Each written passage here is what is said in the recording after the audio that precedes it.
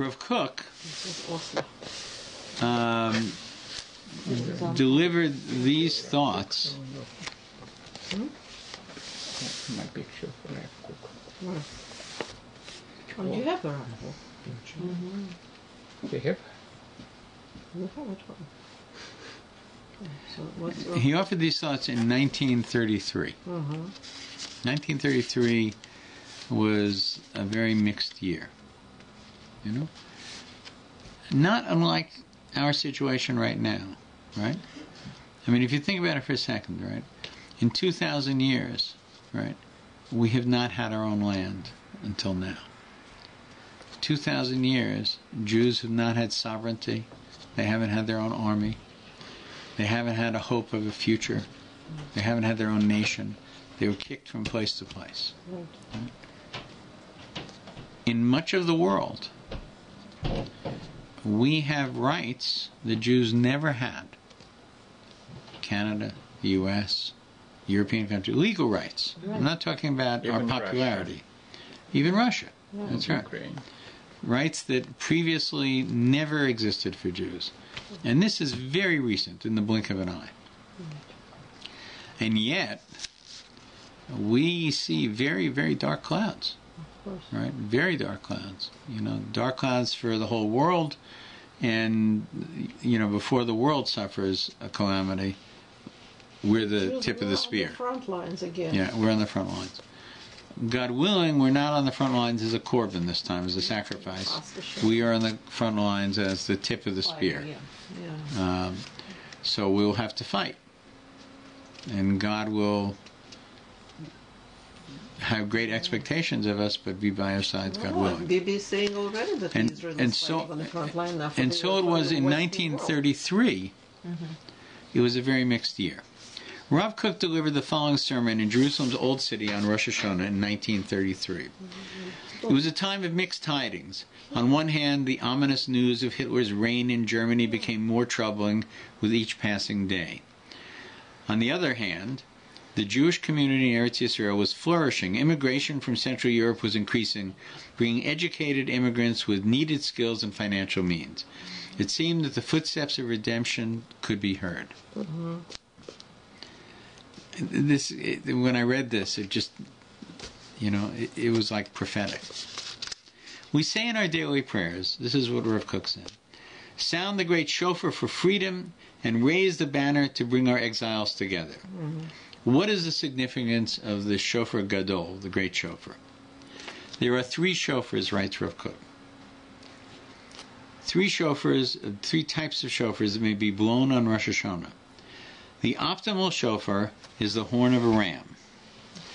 If a ram's horn is not available, then the horn of any kosher animal other than a cow may be used. And if a kosher chauffeur is not available on Rosh HaShana, then one may blow the horn of any animal. And the cow as well? Any animal, even one that's not kosher. Why not cow? But not cow. Golden cow. Any animal. Also cow too. Any animal. Why we cannot blow cow? The reason that we don't blow a cow's horn is because it's associated with the egel. Oh, okay. Right. Yeah. Golden cow. So even the third can be cow. Yeah.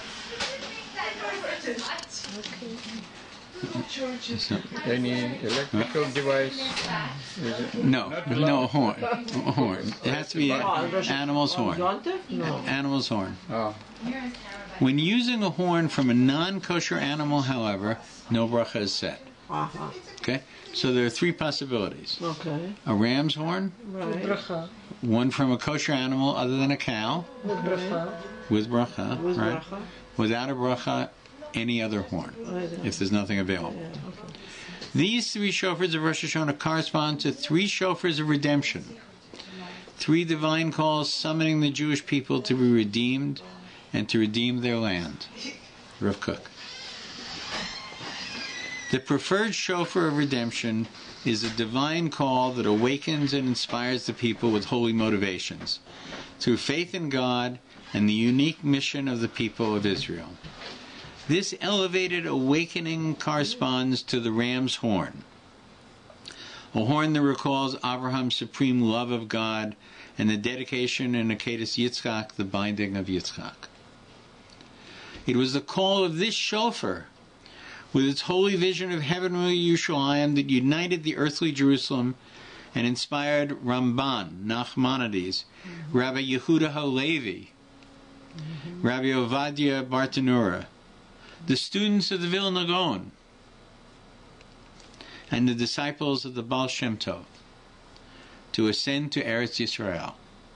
It was this shofar that brought them to Eretz Yisrael, says Rav Kook. It is for this shofar gadol, great shofar, an awakening of spiritual greatness and idealism, that we fervently pray for. These are some thoughts when you hear the shofar that you should have. There exists a second shofar of redemption, a less optimal form of awakening. This shofar calls out to the Jewish people to return to their homeland, to the land where their ancestors, our prophets, our kings once lived. It beckons us to live as a free people, to raise our families in a Jewish country and a Jewish culture. This is a kosher shofar, albeit not the great shofar, the shofar gadol, but it's kosher, like the first type of awakening, which is the shofar gadol. It's also kosher. We may still recite a bracha over this shofar. There is, however, a third type of shofar.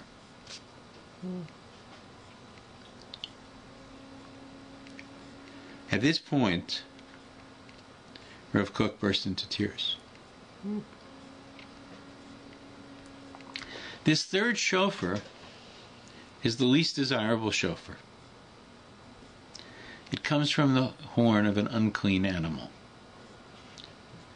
This shofar corresponds to the wake-up call that comes from the persecution of anti-Semitic nations, warning the Jews to escape while they can still flee to their own land.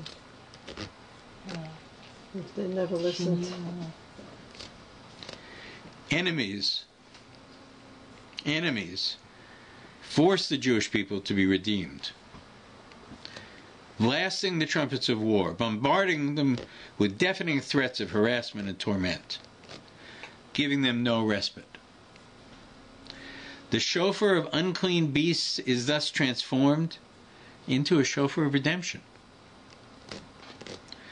Whoever failed to hear the calls of the first two shofars will be forced to listen to the call of the last shofar. Over this shofar, however, no bracha is recited. One, it says in Brachot, in the Gemara Brachot 51b, one does not recite a blessing over a cup of affliction, of suffering.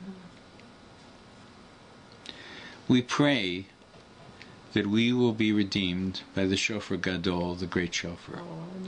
We do not wish to be awakened by the calamitous call of the shofars of persecution, nor by the mediocre shofar of ordinary national aspirations.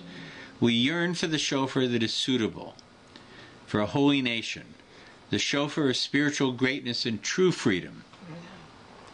We await the shofar blasts of complete redemption, the sacred call inspiring the Jewish people with the holy ideals of Yerushalayim and Har Moriah. On that day, from Yeshaya it says, on that day a great shofar will be blown, and the lost from the land of Assyria and the dispersed from the land of Mitzrayim will come and bow down to God in the holy mountain, Yerushalayim. It should be soon. Look for finding.